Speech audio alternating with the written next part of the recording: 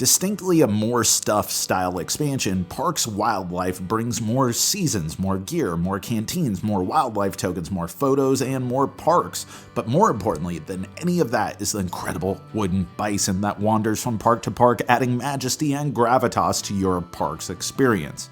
In truth, Wildlife's additions are quite narrow, even if very welcome. In a scant 3 pages of rules, you have all you need to integrate the new content into the decks, which on the whole fit cohesively with parks, even if the new stuff tends to be a smidge more nuanced than the original counterparts, with much more of the gear and parks granting immediate boons when claimed, seasons with slightly more complex effects, and some costs specifically requiring animals or photos as payment. On the whole, the only truly new mechanics are the aforementioned bison and the new sites. Mr. Bustalo himself rests initially on the leftmost park card on display, moving to the middle, then right, then back to the beginning upon his current card's purchase, doing so for 2 reasons. First of which is that upon visiting his park, before or after spending the necessary park costs, you can convert 1 resource to a wildlife token, both incentivizing and making his current location easier to visit. And second, when making his charge back to slot 1, the player who caused his movement gets to discard 1 gear on display, or in the Stampede variant, all gear on display, booting the stagnant cards. This addition is such a small thing, but adds just 1 more thread of tension and presenting more options. Mr. Bustalo is as welcome as he is grand.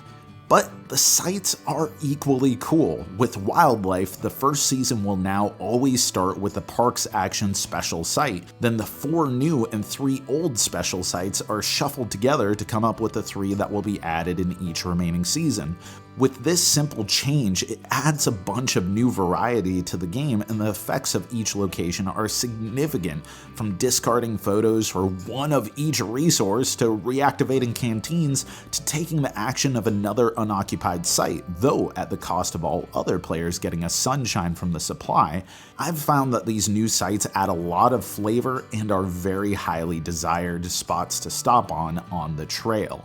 So yeah, the expansion is great. The new content is creative without making the old stuff dull. The global impacts are subtle but make for a sharper game, and the illustrations, especially the incredible iconic wildlife park cards, are absolutely outstanding. It's an expansion I anticipate playing with in all future games of Parks, with the only real criticisms being that my first edition of Parks uses text rather than the later used symbols on the back of canteens, seasons, gear, and sites. So the new content is essentially flagged, but it's not like that has any meaningful strategic impact on the game. It's just a bit annoying.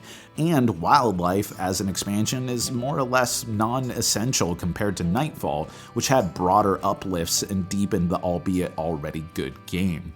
But if you're a dedicated Parks fan like me, Wildlife is such an easy recommend. A second great expansion, which if you're willing to get a little bit crafty with an X-Acto knife, you can get everything to coexist merrily in the base game box, Mr. Bustalo and all.